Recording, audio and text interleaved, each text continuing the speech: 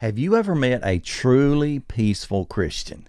I don't mean someone who avoids conflict or keeps quiet when things get tense, but yet someone who carries a deep, unshakable calm in the middle of life's storms. That kind of peace, the fruit of the Spirit, isn't about the absence of trouble. It's about the presence of God in their lives.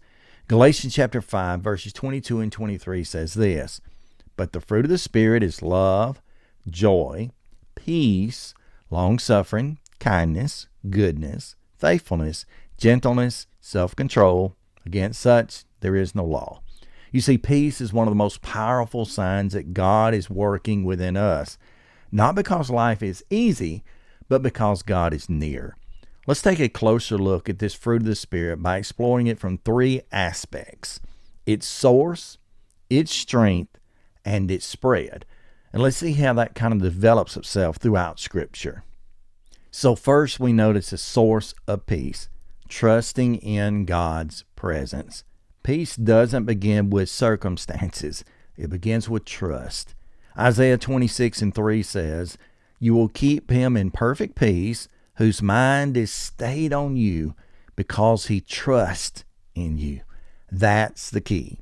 Peace comes from focusing on the Lord and not on the storm. Jesus told his disciples, "Peace I leave with you. My peace I give to you. Not as the world gives, do I give you. Let not be troubled in your heart, neither be afraid." John 14:27. His peace is not like the world's. It doesn't depend on comfort or control. It's rooted in abiding in his presence. Think about this. When Jesus calmed the storm in Mark 4, the disciples panicked. Jesus slept in the boat. When they woke up, they said to him, "Master, we perish." Jesus said this, "Peace, be still." The wind and the waves obeyed him. The storm did not disturb his peace because his peace came from confidence in his Father. If you feel overwhelmed today, ask yourself, where is your mind stayed? Where is it fixed? Who are you trusting? Real peace starts with an anchor in your heart, which is in the Lord. Second, we look at the strength of peace, Jesus in the garden. If you want to see how powerful peace can be, all you must do is look at Jesus in the Garden of Gethsemane. On the night of his betrayal, he knew what was coming. Not only the agony of the cross, but the weight of the world's sins. Yet he prayed, "Not my will, but yours be done." Luke 22:42. Yes, he was sorrowful. Yes, he was troubled, but not shaken. That's the strength of a Spirit-filled, God-focused life. In Philippians chapter 4, verses 6 and 7, we are told, "Be anxious for nothing, but in everything by prayer and supplication with thanksgiving, let your requests be made known to God, and the peace of God will surpass all understanding, will guard your hearts and minds through Jesus Christ." You see, peace doesn't mean you won't feel pain. It simply means that your heart will be guarded during the pain.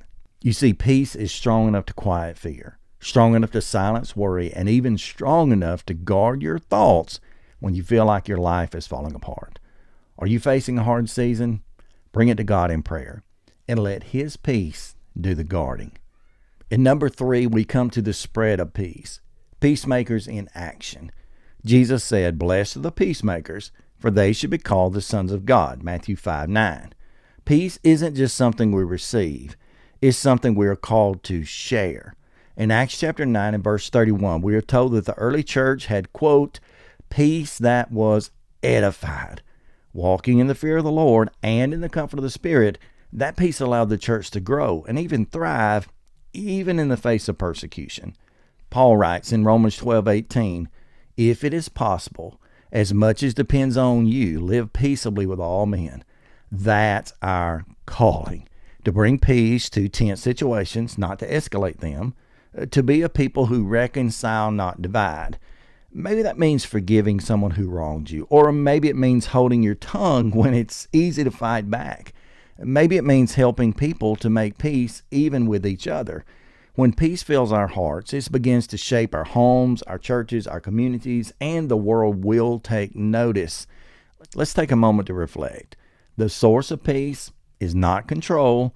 It's entrusting in the presence of God. When your mind is stayed on Him, peace will follow. The strength of peace is found in surrender. Like Jesus in the garden, we gain peace when we trust God's plan, even when it's hard or almost impossible. The spread of peace is a calling. We're called to be peacemakers, agents of calm in a chaotic world. Friend, the fruit of the Spirit isn't just about what grows in you, it's about what flows from you. When the Spirit produces peace in your heart, it becomes a testimony to God's presence, God's power, and God's purpose. If your heart is anxious, stay your mind on Him. If your spirit is weary, let peace guard your heart. If the world is tense, be the one who brings peace to the room. The fruit of the Spirit is peace, and His peace passes all understanding.